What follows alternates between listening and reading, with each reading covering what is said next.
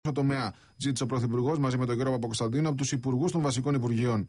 Η συζήτηση δεν ήταν πάντα εύκολη, καθώς το οικονομικό επιτελείο ζητάει δραστικές οικονομίες και ορισμένοι τουλάχιστον υπουργοί ανθίστανται. Είναι χαρακτηριστικό πως το ποσό που ζητήθηκε από τον Λούκα Κατσέλη ξεπερνά τα 8 δισεκατομμύρια και ο υπουργός δήλωσε πως θα αναγκαστεί έτσι να κόψει συντάξεις. Ενώ το Υπουργείο Οικονομικών ζητά περαιτέρω μείωση του ρυθμού των προσλήψεων, πολιτική με την οποία δεν συμφωνεί ο Υπουργός Εσωτερικών. Τις κατευθύνσεις του δημοσιονομικού σχεδιασμού φωτογράφησε ο κ. Παπακοσταντίνου μιλώντας σε οικονομικό συνέδριο 48 ώρες πριν τη συνεδρίαση του Υπουργικού Συμβουλίου.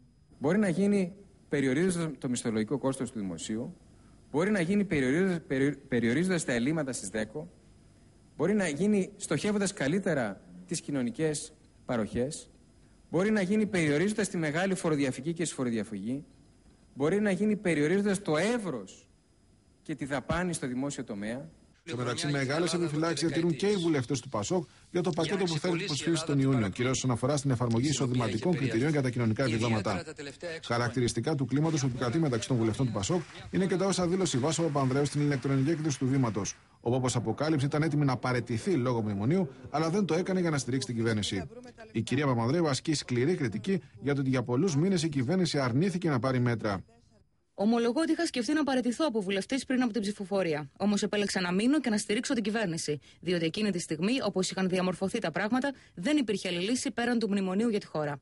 Η μείωση του ελλείμματος στα 3 δισεκατομμύρια ευρώ το 2015 θα στηριχθεί στο ψαλίδισμα των αποδοχών των δημοσίων υπαλλήλων ή τη μεταξύ άλλων στις περικοπές επιδομάτων και υπεροριών, στην εφαρμογή εισοδηματικών και περιουσιακών κριτηρίων στα κοινωνικά επιδόματα, στη μείωση των ελλειμμάτων των ΔΕΚΟ μέσω της επανεξέτασης των τιμολογίων και της μείωσης λειτουργικών και μισθολογικών δαπανών, στη μείωση του μεγέθους και των δαπανών του δημοσίου με την αυστηροποίηση του κανόνα των προσλήψεων και συγχωνεύσεις καταργής υπηρεσιών, στη διεύρυνση της φορολογικής βάσης με μέτρα για τη φοροδιαφυγή και με ψαλίδισμα των φοροαπαλλαγών.